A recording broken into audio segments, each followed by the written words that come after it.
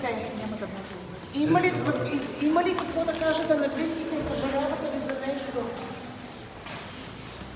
Как така се отнасяхте с тези хора? Не ви ли беше жал?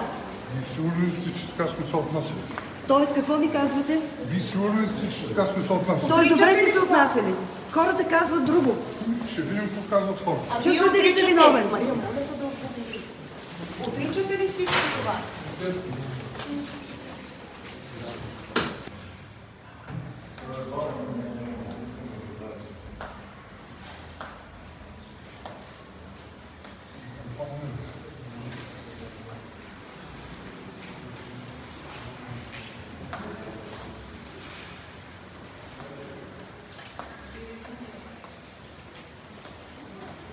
Още един път, какви ще бъдат обвиненията, които прокуратурата предявява?